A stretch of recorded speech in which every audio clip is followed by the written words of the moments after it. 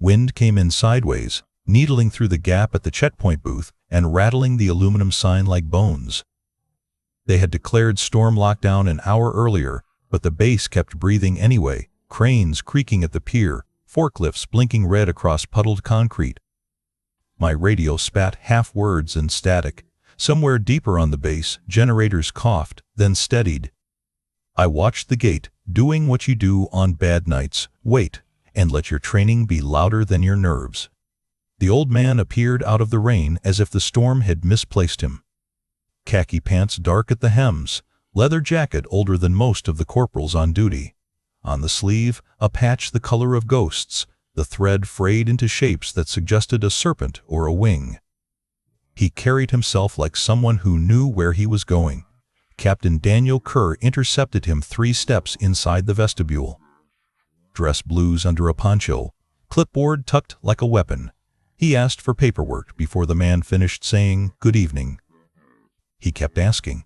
Then he noticed the jacket and let the smirk bloom.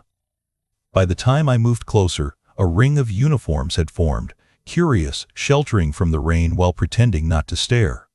The girl from comms passed behind them, frame, hair tied back, tablet tucked against her chest. She paused at the flickering status board, fingers hovering over roots as the icons blinked amber. I had seen her a dozen times. Unhelpful. Background. Just a tech. Kerr's voice cut through the lobby, sharp enough to draw blood. You're not on the list.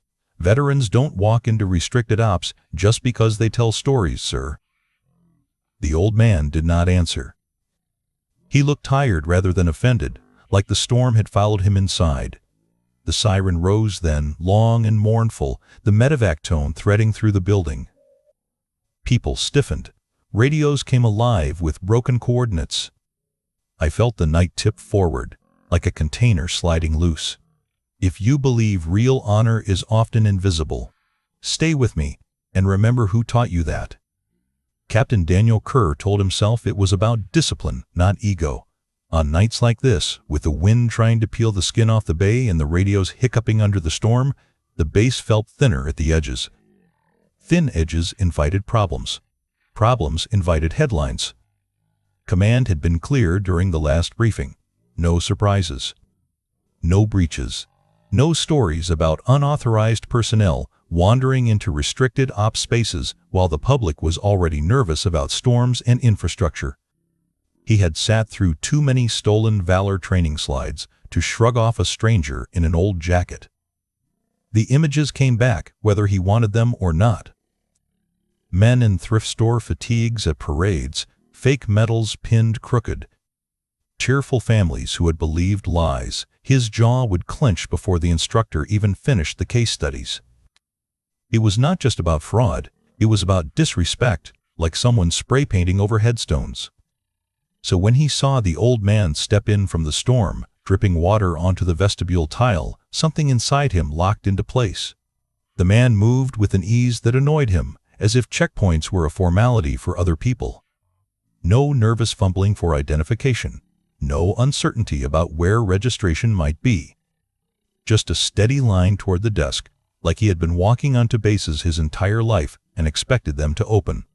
Daniel cut across the lobby without really thinking about it. The gunnery sergeant at the booth looked up, then away. Good. Deferring to rank. He adjusted his poncho, squared his shoulders, and let his voice find that precise tone of authority that left little oxygen for argument. He asked the basics. Name. Thonus, invitation. Samuel Harker, the old man said, like it was an answer that should mean something. His voice held no tremor, but it also carried no challenge. Just a fact laid on the counter between them. The name did not spark any recognition. It was not on the short mental list of visiting dignitaries and retired flag officers Daniel had reviewed earlier. It was not one of the gold-trimmed names that would make the operations officer smile. That alone put the man in a lower category. Unknown. Unverified. And your paperwork, sir? Daniel pressed. Storm lockdown is, in effect, restricted movements. You understand that, I am sure. The words came out smooth, professional. He heard the slight edge beneath them and allowed it. Edges kept things sharp. The old man glanced toward the lobby, toward the windows where rain blurred the view into a moving gray curtain. His eyes slid briefly across the digital status board, the crane silhouettes, the faint shapes of ships riding the chop. Then he reached slowly into his jacket pocket. No rush at all. That bothered Daniel more than if the man had been openly nervous. A small crowd had already begun to gather, dress uniforms and evening wear and work coveralls, people using the vestibule to avoid the worst of the wind. They watched with the kind of polite curiosity that always found trouble entertaining. Daniel felt them there, like the audience to an unplanned inspection. He caught a glimpse of the jacket sleeve as the man moved. At first he saw only worn leather and rain spots. Then the patch registered, not a unit he recognized. Not one of the standard post, division, or fleet emblems. A coiled shape, something like a talon or a wing.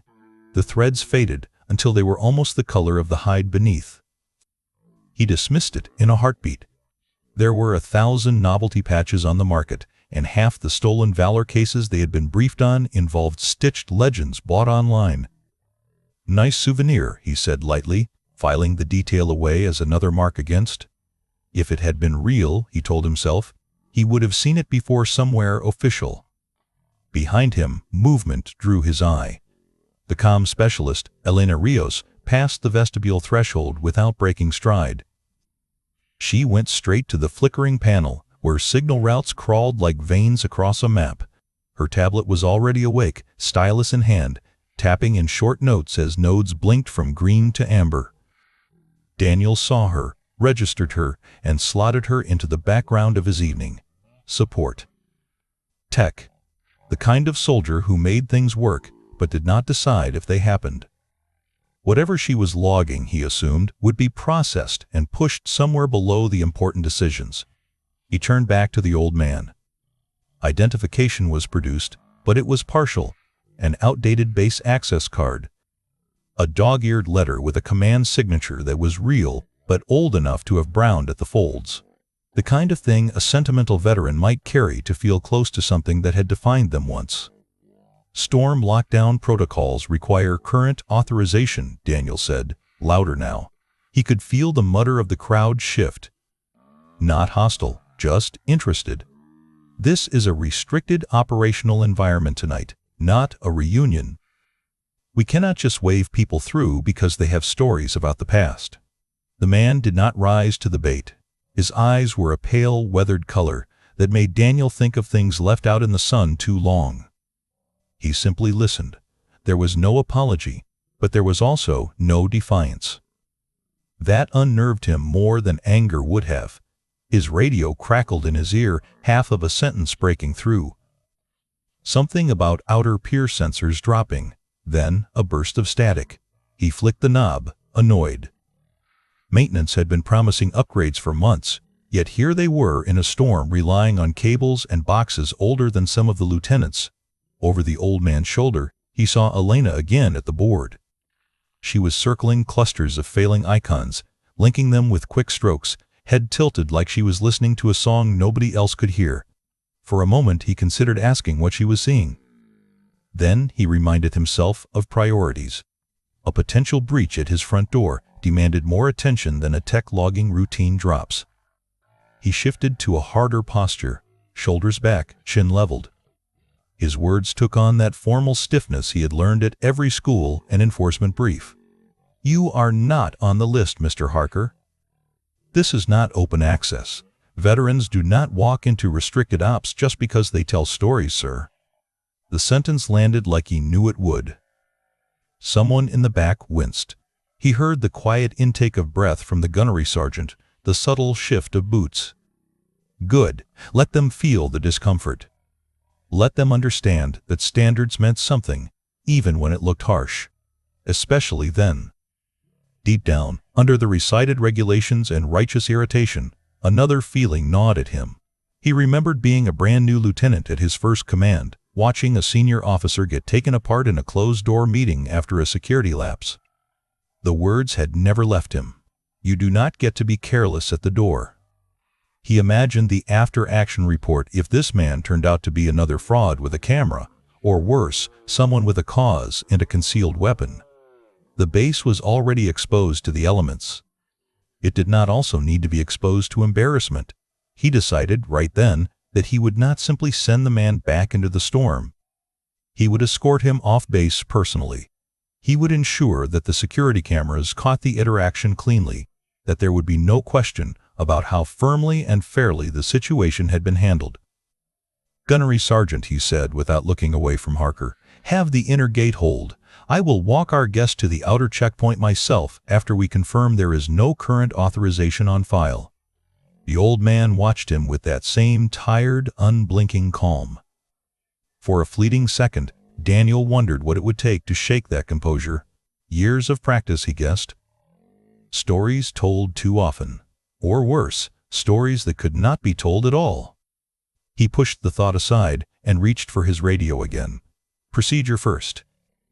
Doubt later. That was how you kept order when everything outside the glass was chaos. The first time the storm hit the cables, Elena felt it through the floor before she saw it on the screens. A low, distant shudder came up through the concrete, a vibration that made the coffee in her paper cup ripple and the pens in the tray tremble. Half a heartbeat later, the routing board flickered, 3 green paths bleeding to amber in a slow, almost embarrassed fade. She set the cup aside without drinking, wiped her fingers on her sleeve, and stepped closer to the display. The air in the operations bay tasted like dust and ozone, the way old servers did when they worked harder than they were designed to. People spoke louder when they were nervous, but she filtered the voices out. Noise could not fix anything. Procedure could. She tapped the first failing link, bringing up the diagnostics pane. Packet loss climbing. Signal strength dipping in rhythm with the gusts slamming off the water. She checked the redundant route, confirmed it was already carrying more than it should. Someone higher up had delayed infrastructure upgrades again, waiting for budget cycles and committee approvals. Storms did not wait on paperwork. She adjusted the gain margins, nudged priority for emergency traffic, and logged the change with neat, narrow script. Date, time, reason, effect. Every entry told a story later for people who would never smell this room. She did not hurry, but her hands did not waste movement. Quiet, deliberate, relentless. That was how you kept systems alive when the weather wanted them dead. On her wrist, the watch ticked slow and patient against her skin. The face was scratched, the band worn thin enough at the buckle that she checked it twice a week. Her father had worn it in Iraq, where sand got into everything and time did strange things around blasts and waiting. He had told her once, in a voice he did not use for anyone else, that you did not need to shout to hold a lime. You just had to refuse to move. She glanced at the second board, where external feeds painted the base in narrow lines and blinking nodes. The outer pier sensors flashed erratic, then steadied. The harbor radar stuttered, then caught again. The comms panel threw a short error burst, an encrypted channel handshake from an address block she had not seen in years. It flickered, tried to resolve, then vanished before the authentication completed. Elena froze for a fraction of a second, not in fear, but in curiosity. Outdated protocols did not usually wake themselves up in the middle of a storm. She pulled the log, tagged the anomaly, and dropped a note in the margin. Legacy key, signature. Unknown user. She did not sound an alarm. Alarms were for confirmed threats, not for ghosts in the circuitry. Voices rose near the entrance, just beyond the inner line where operations ended and the lobby began. She heard the captain's tone before she heard the words. That clipped, official cadence officers used when they wanted everyone within earshot to know who was in charge. She spared a glance over her shoulder and saw the small circle forming around the checkpoint. The old man stood at its center like a rock in a river, water pouring around him without changing his shape. Jacket darkened by rain, shoulders relaxed, hands visible. He did not argue. His eyes moved once across the lobby, pausing on the wall map that displayed vessel positions and pier assignments. The pause was brief, but it was not the look of a tourist. It was the look of someone taking inventory. Her gaze flicked to his sleeve, The patch caught what little light the storm allowed inside. Coiled lines and a shape like a talon or wing, threads faded into the leather, almost invisible unless you knew to look. She did not recognize the unit, but something about the wear felt wrong for a souvenir. Souvenirs frayed at the edges first. This one had been rubbed smooth, as if hands had brushed it in quiet moments, remembering faces not on any wall. "Mom, outer pier nodes just dropped again," a young specialist called from the secondary console. His voice cracked on the last word. "Medevac approach is asking for updated wind shear data." They are not getting stable readings. Elena turned back to her panels. The failing links looked like a row of teeth knocked loose. She rerouted traffic away from the worst of the interference, forced low-priority packets to queue, and opened another channel to the weather station feed. The system protested with a brief red bar, then accepted her command. She acknowledged the specialist with a nod. "Lock in the last good dataset for the medevac and flag any variation beyond tolerance. Push it to my screen first before it goes to the bridge." Her voice was calm enough that the boy's shoulders dropped half an inch. Calm meant someone believed the ground was still there. The encrypted handshake appeared again on her side display, a thin line of code requesting access on a legacy key. It pulsed once, hesitant, as if testing the door. She brought up the archive on a separate monitor, isolating it from active traffic. There it was. An old access profile associated with a classified project name she could not fully see, the letters truncated into a block of black. The last activity date was older than some of the sailors in the barracks. Sometimes the loudest part of a mission is what nobody hears yet. The thought arrived fully formed, uninvited. She wrote it down in the margin of her notebook before it could slip away. It was easier to trust ideas when they lived on paper, too. She wondered who or what was still knocking with keys that should have been melted down by now.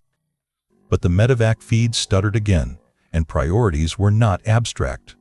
Lives rode on altitude and wind, not on the puzzles that could wait. She flagged the anomaly for later, assigning it a neutral code. Unknown. Unresolved. In the lobby, Captain Kerr's words cut through the hum of equipment. She heard the sentence about veterans and stories drift in, thin and sharp. A few heads in the bay turned, curiosity tugging them away from their screens. Elena kept hers forward. She had learned the hard way that drama at the door had a way of stealing attention from the things actually trying to kill you. Yet, despite herself, her eyes strayed back for a heartbeat. The old man's gaze had left the map now and moved to the status board that showed harbor activity in real time. His eyes tracked the outlines of the cranes and ships with a familiarity that did not belong to a first-time visitor. He watched the blinking pier indicators in the same order she checked them during her own routines. It was a small thing, almost nothing. Most people saw lights. He seemed to see a heartbeat. She turned away again and opened the trunked channel list. A few of the encrypted lines were stable, humming along on updated protocols. One, however, sat in a half-lit state, like a hallway with only emergency lights on. The identifier matched the legacy key she had just seen flash on her auxiliary screen. Someone with an old clearance, or someone pretending to be them, was brushing against the base architecture. She wanted to walk to the captain and say, "Sir, there is something you should see. Not about the jacket or the paperwork, but about the way the systems were responding to his guest's presence." But procedures were not built around gut feelings and impressions. They were built around logs, verifiable patterns, repeatable evidence. So she did what she always did. She logged everything. She wrote the time the handshake appeared and the time it faded. She noted the exact route it had attempted to use, the key length, the hash fragment that matched entries buried in the old database. She tagged it for secure export to a higher classification level, knowing that when someone with the right access read it, they would see more than she could. Behind her, a supervisor stepped in, rein clinging to his shoulders. "Rios, how bad is it?" he asked, breathing harder than the walk from the outer door should have required. "Manageable if we keep the load balanced," she answered. I can keep medevac and convoy channels clear, but anything non-essential is going to crawl. Command wants no surprises, he reminded her, as if she did not already carry that weight. They are edgy about this storm and the pier conditions. She almost told him about the legacy handshake then, about the feeling that someone from the past had just knocked on their door through a cable instead of a gate. Instead, she said, "Understood," and turned another knob, trimming static off a channel like a surgeon trimming dead tissue. In her peripheral vision, she saw the old man again, now standing closer to the inner line, the captain's posture stiff and uncompromising beside him. The jacket looked heavier, not from the rain, but from everything it had seen before tonight. The man's eyes slid once more over the map displays, the kind of casual sweep that only veterans of too many operations ever really mastered. He did not look impressed. He looked like he was checking on a child that had grown up in different hands. Elena pressed her thumb briefly against the cool metal of her watch, grounding herself in its steady tick. She reminded herself that her job was not to decode the past or to decide who deserved to stand where.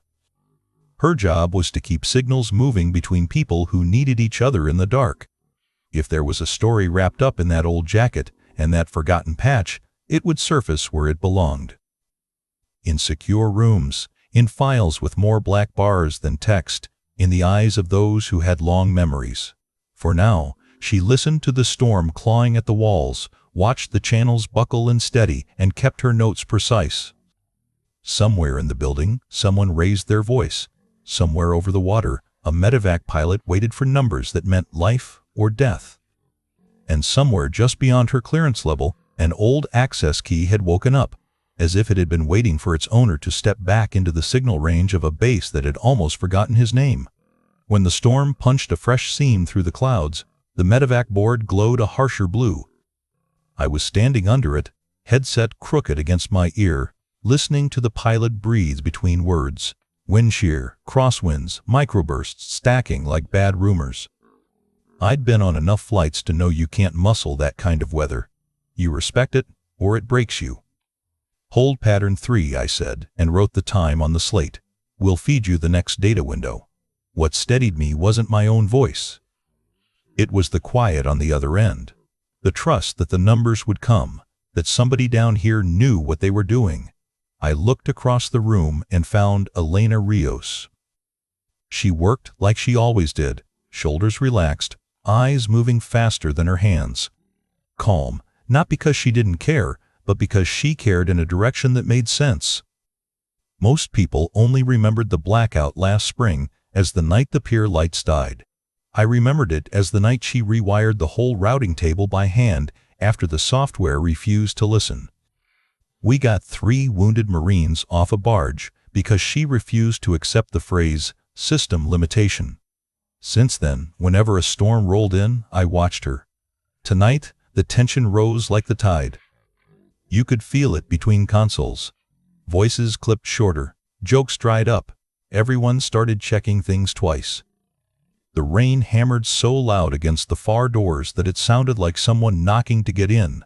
My gut tightened the way it does before a bad call from the pilot, not because anything had failed yet, but because everything might. Out by the inner checkpoint, it was happening again. Captain Kerr had squared off with an old man in a soaked leather jacket. I couldn't hear every word, but tone travels. The captain's voice had that brittle quality, like glass trying to be steel. The old guy just stood there, hands open, letting himself be talked down to in front of half the lobby. I hated it in the quiet way you hate seeing someone pull rank where empathy would do the job. The Corps teaches chain of command for a reason, and I believe in it. But I've also seen real heroes say, "Sir," to a private in a stretcher. There was something in the old man's eyes that didn't fit the script. He wasn't cowed. He looked tired. Elena noticed too. I could tell by the way her gaze brushed the scene and then moved on. Not dismissing it, just prioritizing. She traced a cable under the console panel, found a kink, and eased it straight like she was calming a vein. A subtle replug, a quick reroute. No announcement. The board stuttered, then steadied. "Channel 4 is yours," she said, barely above normal conversation. Nobody questioned it. The bridge acknowledged. The pilot exhaled into my ear, and the room's temperature dropped a degree. There are people who control by volume, and there are people who build trust like scaffolding. She was the second kind. Another gust rattled the frame. An indicator popped, then failed to light again. I watched her lean in, lips pressed together in thought. She didn't rush. She isolated the fault, slid a patch cable across a gap, and nodded once as if the circuit had agreed with her. The screen rippled. Then the feed came back clearer than before. Behind me, someone muttered about the captain making an example. The words tasted wrong, even as a whisper. We don't need examples. We need solutions. Kerr pointed at the jacket, said something that made two Marines shift their weight like they wished they weren't standing there.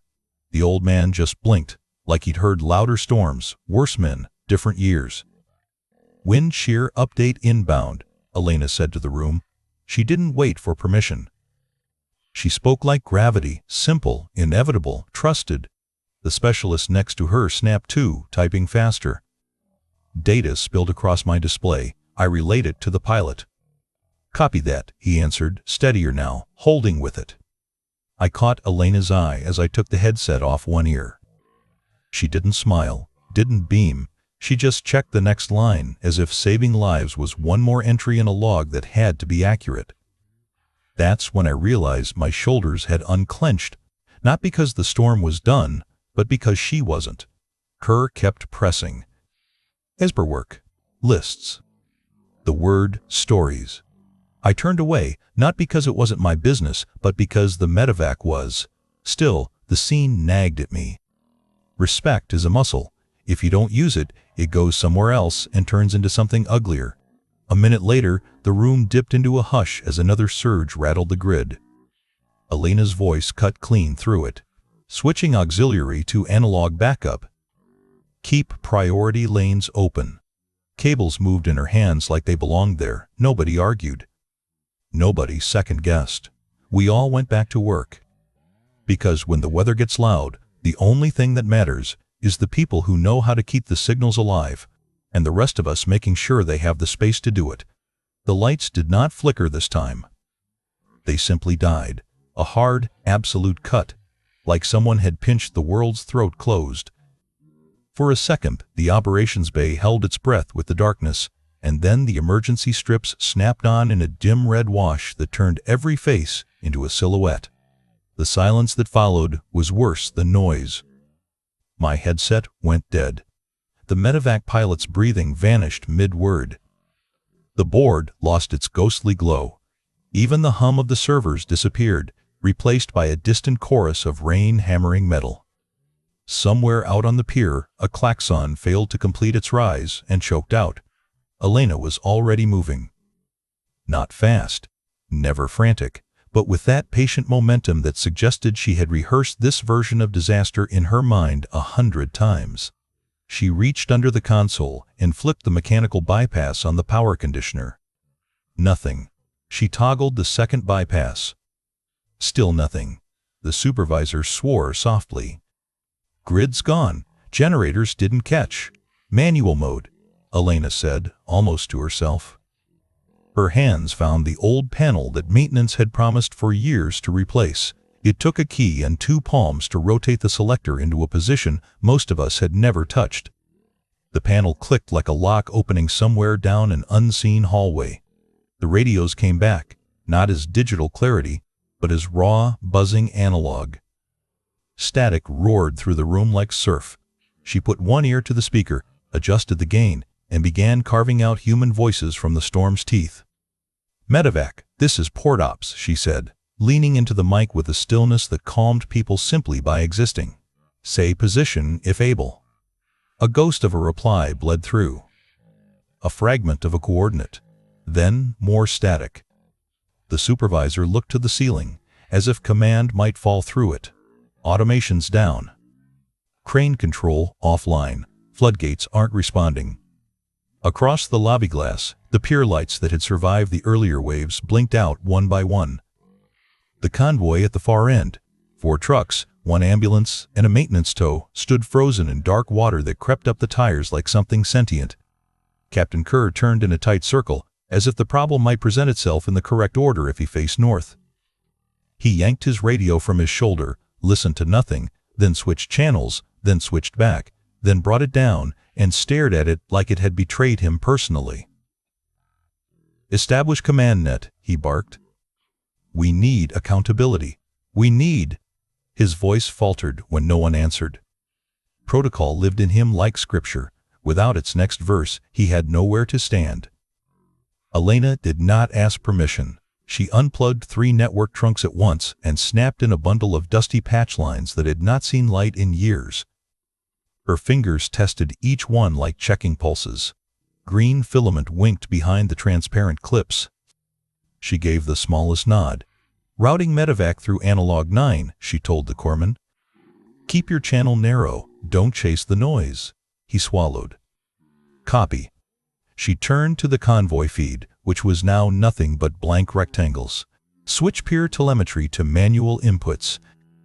We'll rebuild it by hand." Someone laughed nervously at the absurdity, then stopped when they saw her expression. She began writing numbers the moment they arrived from the weather station, translating them into headwind tolerances and crosswind thresholds with the quiet certainty of someone who had learned math by touching consequences. The old man, Samuel Harker, hadn't moved far when the power went out. Where others backed away from the windows, he leaned slightly forward, like he was listening to something through the glass that none of us could hear. When the red emergency lights came on, they painted the lines of his face into deeper relief. For an instant, he looked younger. Not youthful, younger, the way a coastline looks younger when the tide drops and reveals the rock underneath. He glanced at the wall map again. Then at the cable run overhead. Then at the emergency panel Elena had unlocked.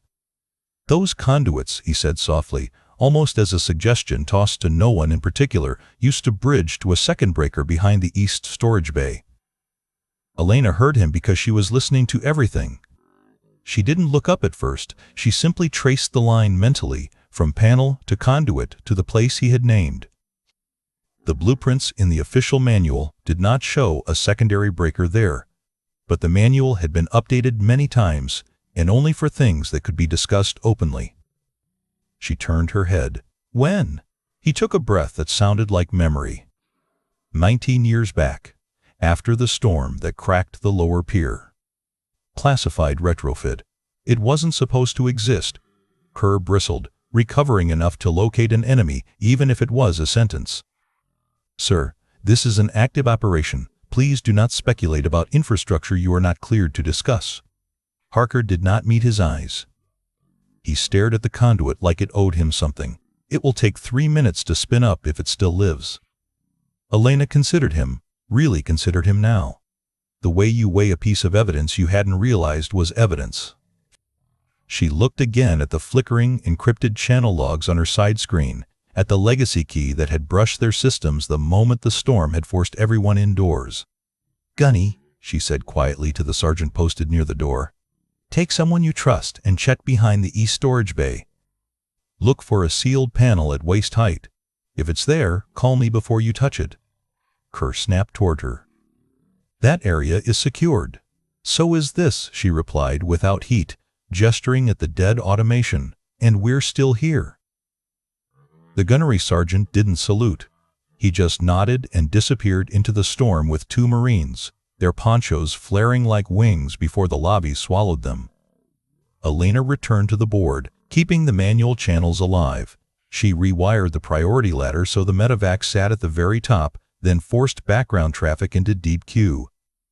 Her headphones pressed into the bones behind her ears. "Medevac, this is ops," she said again. "Read me partials if that's all you can." 2 miles, drift, holding altitude by instinct, the pilot said. The words squeezed through static. "Trust the numbers," she murmured, more for him than for herself. "We'll give them back to you." The trucks out on the pier tried to reposition. Water surged, then sucked away, then returned higher. One of the drivers revved their engine too hard and spun into helpless spray.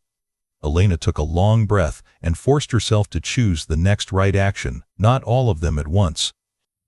Behind her, Harker shifted closer to the inner line. No one stopped him. There are moments when uniforms matter less than gravity, and this felt like one. He kept his voice low, as though embarrassed to be heard. "Those old lines weren't meant to talk to each other," he said. "They were meant to listen when all the pretty new ones failed." She didn't ask how he knew. She simply wrote another line in her notebook, OLD. Bones, listen, not talk. Then she rerouted the remaining live sensor in the harbor through an auxiliary diagnostic port, a trick she had never been taught officially but had once discovered by accident. A crude, lagging image of the pier reappeared. Low resolution. Warped, but alive. The corpsman looked at her like she had conjured it out of prayer.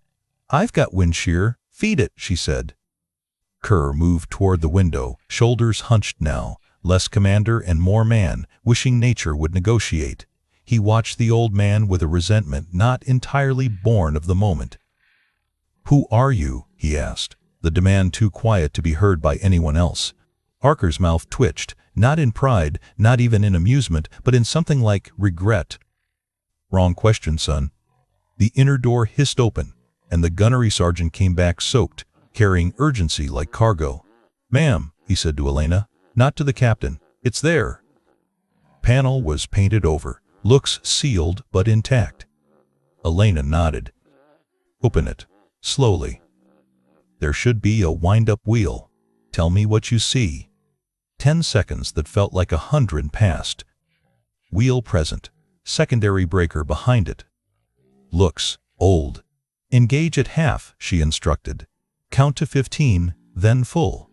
He followed orders without asking which manual had taught her that. Probably because he understood what we all did. We were past the part where manuals saved anyone. The emergency lights dimmed for a heartbeat, as if the bass inhaled deeply and then a bass note thrummed through the floor. Not the clean whine of new generators. A deeper sound. Something that had lived here longer, waking reluctantly. Consoles blinked, then lit, then fell into a patient standby. Partial automation returned like a hand, feeling its way back to the wrist. Floodgates answered.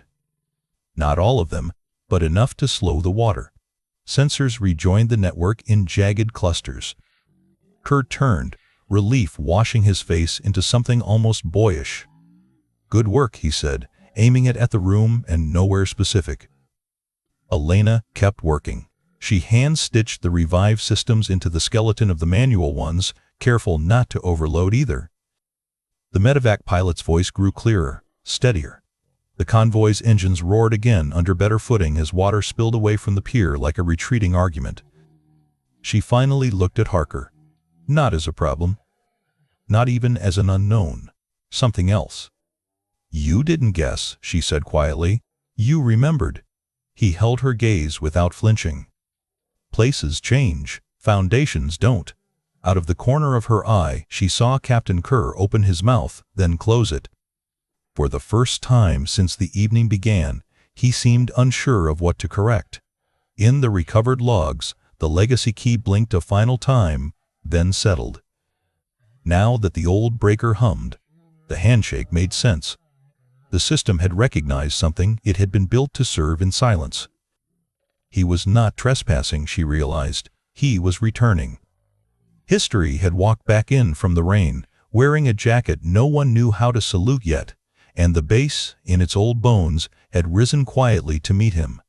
The blast doors at the end of the corridor banged once, hard enough to shake dust from the frame. Then they slid apart, and the Naval Operations Commander came through with 2 aides and the Sergeant Major at his shoulder. No speeches. No thunder. Just purpose. He took in the room the way surgeons take in a patient, searching for what was dying and what was still fighting. "Status," he said. The supervisor began to answer, but Elena was closer. "Partial automation restored, sir. Manual channels stabilized. Medevac is holding pattern 3. Pier flow slowed, but not safe yet." The commander nodded once, as if that confirmed something he'd already suspected. His gaze drifted past her to the old man standing just inside the lime. For a moment, his expression didn't change. Then he blinked, the smallest hitch, like a memory brushing the surface from deep water. He turned to his aide. "Pull me everything on Samuel Harker. Priority clearance." The aide hesitated. "Sir, that name kicks an interlock." "Do it," the commander said, softer. The console they used for classified pulls emitted a tone that always made the room feel suddenly smaller. The screen filled with fields of black bars, whole paragraphs swallowed in secrecy. Only 3 lines remained exposed, like bones left after a storm. Codename, Ghost Talon role, lead architect and field commander, deniable maritime sabotage operation status, retired, record sealed. The air shifted. Nothing dramatic, no gasp, no exclamation, but the knowledge moved through the room like a current. Someone stepped out of the old man's way without realizing they had. The commander walked forward. He didn't ask another question. He didn't demand proof. He stopped in front of Samuel Harker and, with the same economy of motion he used for everything else, raised his hand in a clean, deliberate salute. He held it there longer than protocol required. "Sir," he said quietly. "It's an honor." Harker returned the nod, not embarrassed, not pleased, simply acknowledging a language they both spoke. The commander pivoted to the room, voice even. "For those who do not know, some men build foundations you never see. Tonight, one of those foundations kept this base from breaking. Remember that." Captain Kerr stood a few paces back, the red emergency wash painting him in a shade that looked like shame. The clap of rules and presentations and security briefs echoed in his head with nowhere to go. He looked at the patch, at the jacket, at the tired eyes, and understood, in a way that hurt, that he had spent the last 20 minutes policing a gate against one of the men who helped design the gate. He opened his mouth, perhaps to apologize, perhaps to explain, but the words broke before they formed. He dropped his eyes instead. The commander wasn't finished. He turned to Elena, studying the cables, the handwritten notes, the revived consoles stitched to manual lines by hand. "Warrant Officer Rios," he said, "we have partial comms because you refused to wait for the system to behave. Keep doing that." Respect didn't arrive as applause. It arrived as posture. People straightened when they looked at her. The corpsman gave a small nod he didn't seem to know he'd made. Even the technicians, sleeves rolled, grease on their wrists, found themselves standing a little easier because she was at the center of the storm and still breathing normally. The commander let the room absorb it. Then he said simply, "Finish the job," and stepped aside, giving space not to authority, but to competence. In the silence that followed, Kerr finally understood what the night had truly revealed. The uniform didn't always mark the highest ground. Sometimes history wore leather in silence, and sometimes leadership sounded like a calm voice keeping failing wires alive while everyone else tried to remember the manual. The medevac came out of the clouds like a bruise turning into daylight. For a breath, it was only a darker shape fighting the sheets of rain, blades cutting arcs through the mist. Then Elena's numbers aligned. The pilot eased the nose, and the skids kissed the pad with a lightness that made the whole room exhale at once. The rotors stayed hot. The crew dropped, crouched, moved with a choreography that had been practiced in quieter weather and now mattered more. "Touchdown," the corpsman said, voice low, reverent. He kept his headset on but leaned back, as if the moment needed a little more space than the console could give it. Elena logged the landing, timestamp exact, and shifted her attention to the pier telemetry. Partial automation and her manual lattice worked together now, an uneasy truce. Water that had been rising like a dare began to drain through the gates she had coaxed awake. The first truck eased backward, wheels finding traction where there hadn't been any. The ambulance lurched, then straightened. The tow vehicle pulled it with stubborn patience.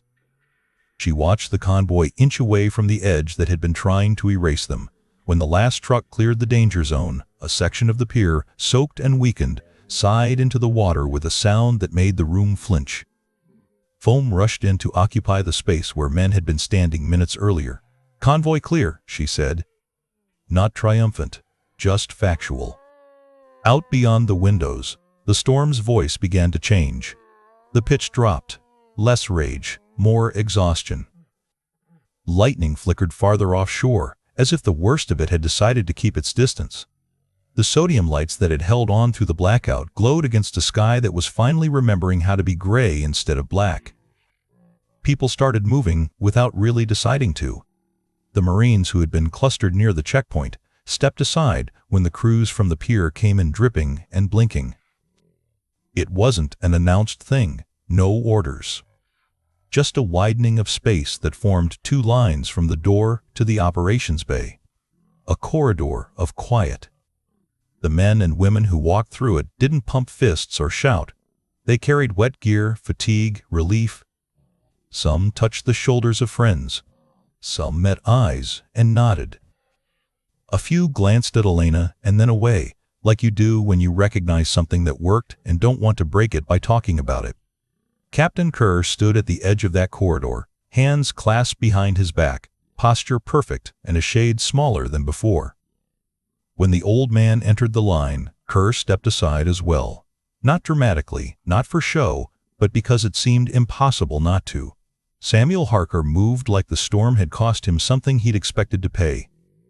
The red glow had faded, and the ordinary lights softened the maps behind him. When he reached the boundary of the operations bay, no one blocked him. The sergeant major, who had not spoken a word, inclined his head the way mountains incline toward other mountains. Elena didn't rise. She didn't need to. Her world was still cables and waveforms and the stubborn little heartbeats of systems trying to remember how to live. She tracked the medevac lift sequence, verified the fuel handoff, ensured the handoff to the receiving team had gone clean. The last channel still pulsed, so she stayed. Minutes crawled. The storm pushed one final gust against the glass as if testing the place one more time, then let go. The medevac lifted, rotor wash scattering puddles into silver coins. It banked toward the city, a dark cross drifting across the first pale seam of clearing sky. Only when the final confirmation chimed, patient on board, stable, convoy accounted for, pier section cordoned, did Elena take her finger off the transmit key. She closed the last line on her board with the same care she'd opened the first. Then she sat back, not slumping, just allowing gravity to notice she existed again.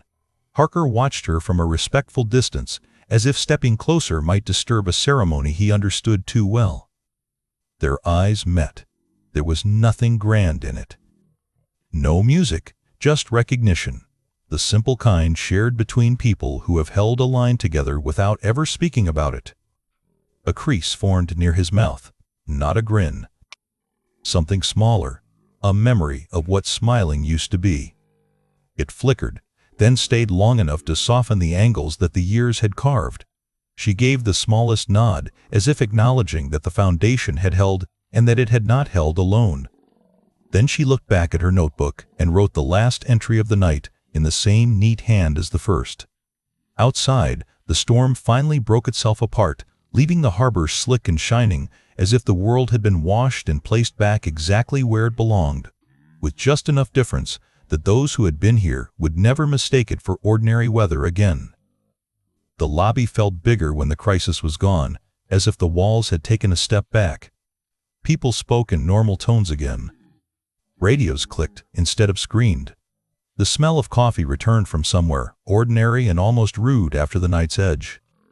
Captain Kerr found Samuel Harker near the inner doors, where the rain left small constellations on the tile. He didn't bring witnesses or call attention to himself. He just walked up, squared his shoulders, and let the rank fall away from his voice. "Sir," he said, and the word landed differently this time. "I handled that wrong?" Harker's eyes softened, not in pity, but in recognition. He had likely seen men learn lessons the hard way on worse nights than this. Kerr went on. No speeches, no excuses, only what mattered. "I thought I was protecting the standard," he said quietly. "But I forgot the standard exists because of men like you. If my words made you feel unwelcome in a place you helped build, I am sorry. Harker considered him for a moment, then nodded once. The forgiveness came not as ceremony, but as permission to keep growing. The uniform is a heavy coat, he said. Takes time to learn how to wear it without letting it wear you. You'll get there, if you remember who it's really for. Kerr accepted it like a lifeline and stepped aside, not diminished, only a little more human. Elena had drifted back to her workstation while they spoke. There were logs to finalize, anomalies to compile, and a stack of temporary fixes that needed to become proper recommendations before someone decided the system had proven itself. She typed steadily, adding quiet sentences that would become invisible parts of reports nobody outside the chain would ever read.